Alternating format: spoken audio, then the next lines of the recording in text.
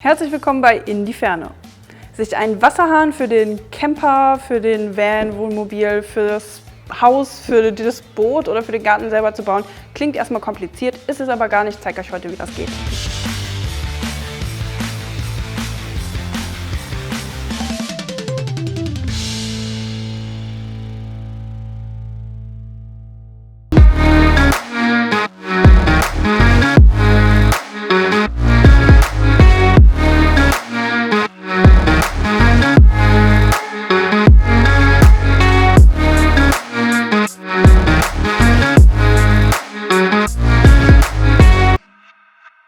Ich habe mir so einen Wasserhahn für meinen Minicamper auch schon selber gebaut. Ihr kriegt von mir heute eine komplette Schritt-für-Schritt-Anleitung, wie ihr ohne großen Aufwand für wenig Geld, also Materialkosten liegen bei 10 €, wenn ihr das Werkzeug noch nicht habt, haben wir nochmal 33 € obendrauf, wie ihr das ganz leicht selber bauen könnt. Der Wasserhahn passt genau, wenn man ihn anschließt mit einem Gewebeschlauch, passt genau für die Anschlüsse, die an einer Whale Baby Fußpumpe sind, also diese manuelle Fußpumpe, die ich auch verbaut habe. Wenn euch der Rest meines Wassersystems im Minicamper interessiert, verlinke ich euch das Video darüber hier oben, da könnt ihr euch das genau angucken. Und ansonsten, es gibt nur eine Kaltwasserleitung damit. Ich brauchte keine warmen und Kaltwasserleitungen mit Mischbatterie zusammen in meinem Minicamper. Braucht es ganz einfach und das Ganze dauert ungefähr 30 Minuten. Ihr solltet auf jeden Fall irgendwie sowas wie eine Werkstatt haben oder einen Ort, jetzt nicht Wohnzimmer, Teppich oder irgendwie sowas, sondern irgendwo, wo ihr sicher mit einer Flamme arbeiten könnt. Wir machen das Ganze nämlich, wir löten das Kupferrohr und das ist wichtig. Aber klären wir erstmal die Grundfragen vorweg. Frage 1. Warum überhaupt Kupfer und ist Kupfer Trinkwasser geeignet? Kupfer für Trinkwasserleitungen sollte dann nicht verwendet werden, wenn Wasser einen niedrigen pH-Wert hat, wie zum Beispiel bei einem Hausbrunnen. Bei den meisten Trinkwasseranschlüssen in Haushalten sieht das ein bisschen anders aus. Ihr müsst euch dann vielleicht mal bei den Wasserversorgern eurer Stadt oder wo auch immer informieren. Gesundheitsamt gibt dazu, glaube ich, auch Auskunft, wie der pH-Wert eures Wassers zu Hause aussieht. Aber letztendlich für Camper ist es relativ egal, weil die reisen ja eh rum und so. Solltet ihr dann auf jeden Fall nur darauf achten, dass ihr nicht Wasser aus Hausbrunnen nehmt, sondern wirklich Trinkwasser aus ganz normalen Haushaltsanschlüssen. In Deutschland sind ganz viele Trinkwassersysteme basieren auf Kupferrohren immer noch. In manchen Fällen ist das problematisch, in vielen Fällen aber nicht. Ihr müsstet halt darauf achten, oder manche machen das so, wenn sie eine Kupferinstallation im Haus haben, dass sie nicht unbedingt das komplett abgestandene Wasser nehmen, wenn sie sich nicht sicher sind, wie ist der Härtegrad meines Wassers und wie ist der pH-Wert. Da ist man dann auf der sicheren Seite. Aus gesundheitlichen Gründen dürfen Kupferrohre nicht für hartes Wasser mit einem pH-Wert unter 7,3 verwendet werden. Die Verwendung von Kupferrohren für Trinkwasser ist für alle Härtegrade von Wasser auf einen pH-Wert von über 7,0 beschränkt. Wichtig ist das aber vor allem für Säuglinge unter 10 Wochen, dass wenn man denen irgendwie Nahrung zubereitet, dann sollte man auf solche achten. Das Düsseldorfer Trinkwasser zum Beispiel liegt bei einem pH-Wert von 7,5. Das heißt, dafür sind Kupferrohre dann unproblematisch. Wir haben sehr hartes Wasser, ich glaube, weiß ich nicht, muss man nachgucken. Liegt mit einem Härtegrad von 16 im deutschen Bereich von hart. Deswegen ist für Düsseldorf zum Beispiel die Verwendung von Kupferrohren für Trinkwasser unproblematisch. Diese ganzen Informationen stammen vom Bundesinstitut für Risikobewertung. Ich habe die Quelle für alle, die das jetzt nochmal genau nachlesen wollen und denken, was labert die von pH-Wert und Härtegrad, in der Infobox verlinkt, da könnt ihr nachgucken. Frage 2. Kann man das Rohr nicht einfach biegen? Einige von euch werden sich fragen, warum machen wir uns jetzt die Mühe mit so viel Kleinteilen? Können wir das Kupferrohr nicht einfach biegen? Das geht mit speziellem weichen Kupferrohren. Die sind dann meistens auch schon so ein bisschen vorgebogen oder das steht halt dran, wenn ihr das kauft. Dafür braucht ihr aber eine spezielle Biegezange und die Kosten dafür liegen ein bisschen höher, als wenn man das jetzt so macht. Und außerdem könnt ihr hier, egal was für ein Kupferrohr verwenden, einfach das handelsübliche aus dem Baumarkt. Und es ist nicht so teuer, wie gesagt, Materialkosten 10 €. Frage 3. Was brauche ich und wo bekomme ich es? Ihr bekommt alles, was ihr braucht, in einem ganz normalen Baumarkt. Es gibt einen Baumarkt, in dem bekommt ihr die Fittings nicht, aber das Rohr, und in dem anderen bekommt ihr beides. Ich verlinke das entsprechend in der Infobox. Wenn ihr in die Infobox guckt, da ist eine komplette Liste von allem, was ihr braucht. Die könnt ihr euch screenshotten und mit zum Einkaufen nehmen. Ihr braucht ein Maßband, feuerfeste oder hitzebeständige Handschuhe, Handschuhe aus Leder oder so sind ganz okay. Ihr braucht ein Pressfitting und 2 Bogenmuffen, einen Rohrschneider, einen Brenner, also einen Lötbrenner und natürlich eine Gaskartusche, um den zu betreiben. Entweder ein Weichlötset könnt ihr dafür kaufen, also da ist dann Weichlot mit dabei und Lötpaste und ein Pinsel und Brenner und Aufsatz und Gas, oder ihr holt euch das separat. Wenn ihr euch das separat holt, dann achtet drauf: Weichlot, Lötpaste, Pinsel und Reinigungsvlies. Beim Weichlot müsst ihr unbedingt darauf achten, dass es bleifrei ist, damit eure Installation weiterhin Trinkwasser geeignet bleibt. Dann braucht ihr noch ein altes Tuch, das sollte schon sauber sein, aber halt einfach ein bisschen in Wasser getränkt. Ein bisschen Kreppklebeband, eine Schlauchschelle, und zwar eine, die geeignet ist für irgendwas zwischen 12-13 mm. Da gibt es meistens, ich glaube 10 bis 16 ist so die Größe, die ihr dann braucht. Denn nur so könnt ihr dann den 13 mm Gewebeschlauch an eure Wasserinstallation anschließen. Frage 4. Worauf muss ich achten? Ihr solltet auf jeden Fall darauf achten, dass ihr irgendwie Kleidung tragt, die jetzt nicht mit Synthetik, Kunstfasern oder so ist. Irgendwas, was nicht sofort brennt. Leder, 100% Baumwolle, irgendwie sowas. Und natürlich den Raum, da sollte auch irgendwie eine Unterlage vorhanden sein, die dreckig werden kann, weil hierbei ein bisschen von dem heißes Lot runtertropfen kann. Und dann generell heißes Metall. Ihr werdet heißes Metall anfassen, dafür braucht ihr die Handschuhe. Darauf auf jeden Fall achten, dass das Zeug heiß sein kann, wenn ihr da mit dem Brenner dran gegangen seid. Und natürlich die offene Flamme. Also kleine Kinder und Tiere schickt ihr für die Zeit vielleicht in den Garten. Also ihr solltet natürlich die Maße der Spüle kennen, für die der Wasserhahn konzipiert wird. Und ihr müsst wissen, wie viel Platz Arbeitsplatte ihr neben dem äußeren Ende der Spüle noch habt. Hier bei dem Fall, für den ich das mache, für die Waldwanderin von Instagram, die hat eine Spüle mit einem 24 cm Durchmesser. Das heißt, der Wasserhahn sollte am Ende irgendwo grob in der Mitte enden, dass da das Wasser runterkommen kann, damit es auch gut in den Abfluss gehen kann und halt nicht links und rechts daneben fällt. Und dann rechnen wir mal noch mit 8 cm Abstand zur Spüle. Und dann würde ich sagen, machen wir da so eine Tiefe von, ich würde mal sagen, 20 cm ungefähr.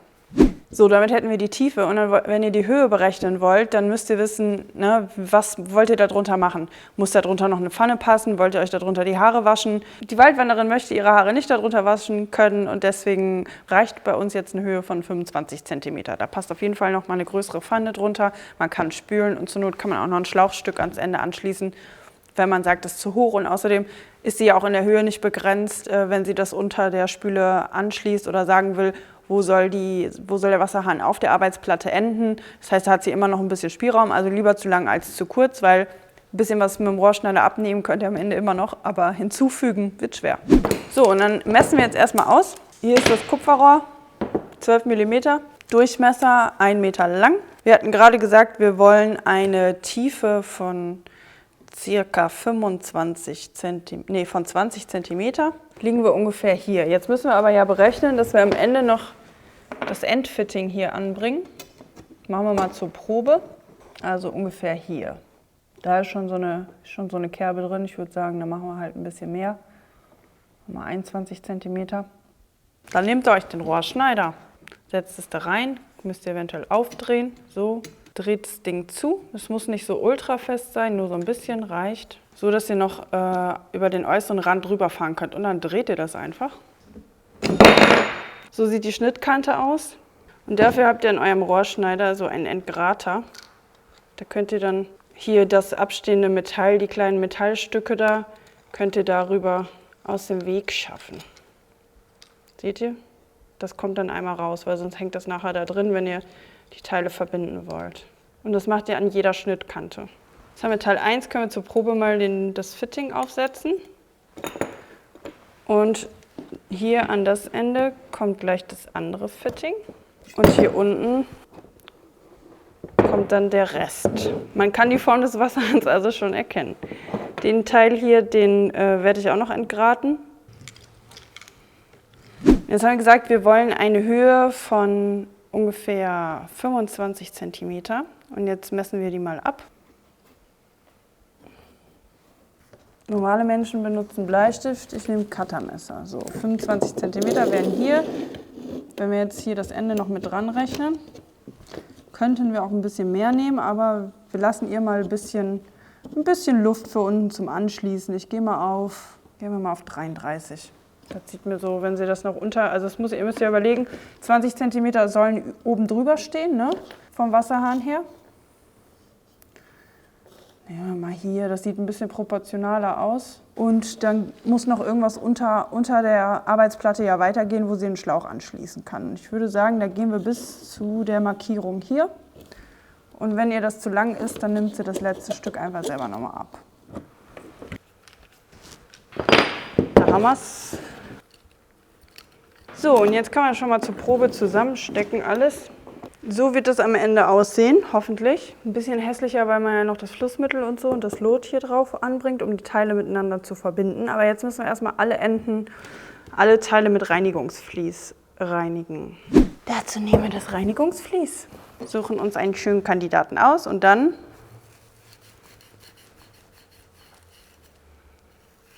da sieht man auch schon den Unterschied, wie krass das aussieht, wie das Kupfer immer anläuft.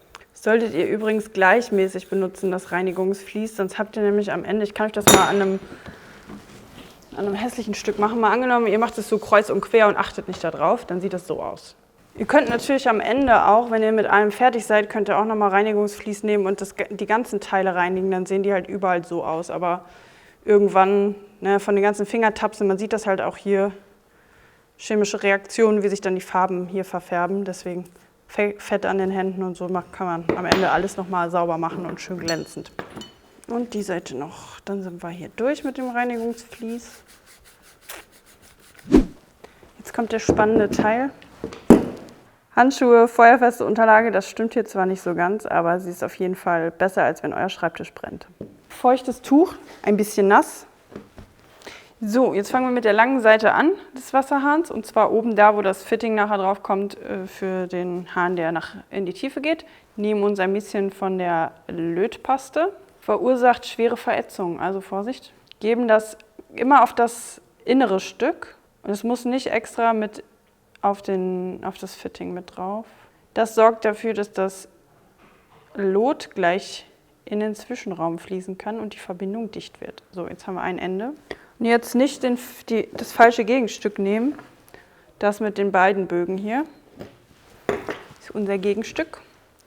Und das setzen wir jetzt da drauf. Bis zum Ende durchschieben und alles, was übersteht, könnt ihr mit einem feuchten Tuch abwischen. Dann seht ihr, wie das hier aussieht. Feuerzeug, Brenner, feuchtes Tuch und Handschuhe, denn der Scheiß wird heiß. Und Lot brauchen wir natürlich auch noch. Und jetzt für alle Leute, die Schwierigkeiten mit der Koordination haben, ist es ein bisschen anspruchsvoll. Vielleicht kauft ihr euch Ersatzfittings mit dazu. So, das ist der Brenner. Wenn ihr jetzt den Brenner anmacht, Vorsicht, nicht erschrecken, ne, und gucken, dass ihr nichts Brennbares in der Nähe habt. Mit dem Feuerzeug, also erst Gas aufdrehen, Feuerzeug dran halten und dann hinten mit dem Regler so regeln, dass ihr eine schöne blaue, gleichmäßige, starke Flamme habt. Und dann erwärmt ihr zuerst das Stück, also das Stück, wo ihr gleich das Lot drauf packen wollt. Und das Lot wollt ihr genau auf diesen Zwischenbereich packen, zwischen Fitting und Rohr. Achtet darauf, dass das Lot möglichst nur an die Stellen gelangt, wo es dann auch wirklich heiß genug ist, dass es darauf fließen kann. Das Lot selber muss immer auch ein bisschen mit erwärmt werden. Aufpassen, nicht zu viel zu nehmen. Und aufpassen, wohin die Tropfen, wenn es zu viel geworden ist, wohin die Tropfen fallen. Und ansonsten gleichmäßig das Rohr mit dem Fitting drehen und dann immer wieder gleichmäßig Lot an diesen Zwischenraum geben und gucken, ob das reingezogen wird. Das muss luftdicht sein.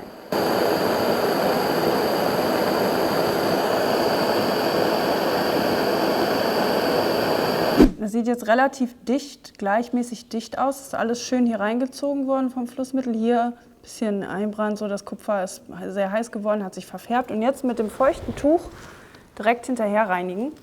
Ich glaube, das ist die schönste Lötung, die ich bisher gemacht habe. Der Tipp mit dem, dass man das Flussmittel nur aufs Ende macht und am Ende das Überschüssige abwischt, war Gold wert. Habe ich von einem SHK-Mann bekommen. Das hat erstaunlich gut geklappt, ich bin wirklich stolz. Nehmen wir wieder unsere Lötpaste, streichen wieder das Ende ein. Achso, für die Leute, die jetzt nicht wissen, wann ist es denn heiß genug? Das dauert eigentlich nur ein paar Sekunden, wenn ihr die Flamme ordentlich drauf haltet. Aber nicht zu früh, nicht zu spät. Also wenn ihr merkt, das Kupfer verfärbt sich, dann wird es langsam zu heiß. Eigentlich kann man das ganz gut sehen, dass sich hier diese Fitting-Lötpaste, nicht Flussmittel sage ich die ganze Zeit, die Fitting-Lötpaste, dass die sich verfärbt. Dann wisst ihr, dass heiß genug ist. So, wieder darauf achten, ist bis zum Ende durch. Feuchten Lappen nehmen, überflüssiges Material abwischen. Crazy, crazy shit. Auch für das letzte Stück nehmen wir wieder unsere Weichlötpaste. Falls ich irgendwann gerade Flussmittel erzählt habe, ist das noch von meiner Praktikumszeit beim Goldschmied.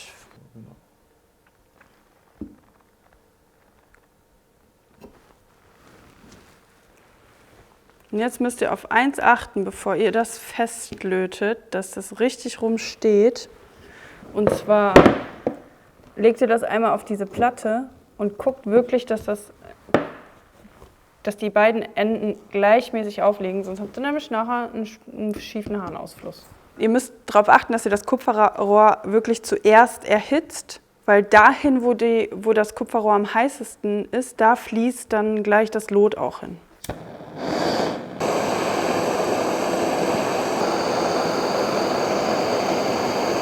Ich glaube, das sieht schon wieder richtig gut aus. Einmal fett gebrutzelt. Ja, der ist nicht ganz so elegant, aber ist okay. Und direkt abwischen. Ey, der sieht echt richtig gut aus. Also dafür, wie scheiße meine aussah. Aber bei dem Tempo, ne, was wir in Serie produzieren, da bin ich noch lange mit beschäftigt. Das ist das gute Stück. Warte mal. So, und jetzt stellt ihr euch vor, bohrt ihr ein 12, ja doch, müsste 13 mm sein, weil die 12 mm ja da durchpassen sollen, ein Loch in eure Arbeitsplatte. Vielleicht habt ihr gerade genau einen 13 mm Bohrer, bei manchen vielleicht auch einen 14er. Dann wird der Hahn da durchgeführt und dann bringt man das auf die Höhe, die man haben will. Jetzt wird hier noch ein Stück Arbeitsplatte sein und dann fängt irgendwo die Spüle hier an. Und dann sollte der Hahn genau über der Spüle sein. Und das Fitting soll dann über der Arbeitsplatte sein, um einfach so einen schönen Abschluss zu bilden. Und jetzt klappert das noch, aber das beheben wir gleich. Und hier am abstehenden Ende, da schiebt ihr dann nachher einfach den 13 mm Gewebeschlauch drüber. Natürlich vorher die Schlauchklemme da drüber. Schlauch, das dreht ihr dann mit einem Schraubendreher ein bisschen auf, schiebt es über den Schlauch und zieht es richtig gut zu, dass es auf jeden Fall hält. So, und wie hält jetzt das Stück oben, dass der nicht durchrutscht, der Wasserhahn? Dazu kann man ein bisschen Kreppband nehmen. Kann man hier erstmal ein paar Runden Kreppband drüber machen. Dann kriegen wir einen breiteren Durchmesser. Machen wir mal kurz ab. Gucken wir mal, ob das schon reicht.